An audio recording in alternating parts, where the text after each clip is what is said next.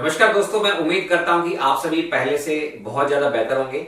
जैसे कि आपको पता है कि इस बार का जो बजट इंट्रोड्यूस किया गया है हमारी finance minister madam Nirmala Sitharaman के द्वारा, उन्होंने एक मिडिल क्लास को एक राहत देने की बात की है। किसमें? इनकम टैक्स में। उन्होंने कहा है कि अगर आपकी इनकम 12 लाख रुपए तक है तो आपको कोई भी टैक्स पे करने की जरूरत नहीं है।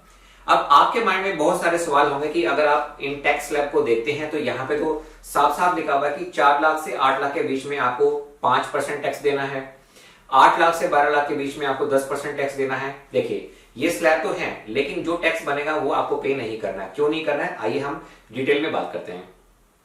मैं ये मान के चल रहा हूं कि आपकी जो इनकम है वो कितनी है, 12 लाख रुपए है। तो अब टैक्स लगता कैसे है? जैसे 0 से लेके 4 लाख के बीच में आपको कोई भी टैक्स पे नहीं करना है, 0% टैक्स है।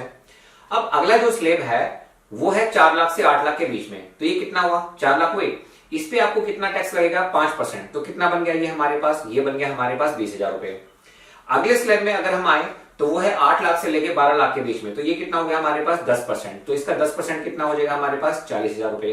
तो 20,000 और 40,000 मिलके हमारे पास कितने होंगे, 60,000 रुपए। तो बहुत सारे लोग हमसे ये जवाब मांग रहे थे कि जब ये 60,000 रुपए टैक्स बन रहा है तो मैडम कैसे कह रहे हैं कि ये माफ हो गया है। एक्चुअली में अगर आप देखेंगे, जब हम रिबेट लेते हैं अंडर सेक्शन 87 कैपिटल ए के तहत, तो ये जो आपका टैक्स बन रहा है अब आपको ये पे नहीं करना है। तो मिडिल क्लास के लिए एक ये बहुत बढ़िया तोहफा है। धन्यवाद।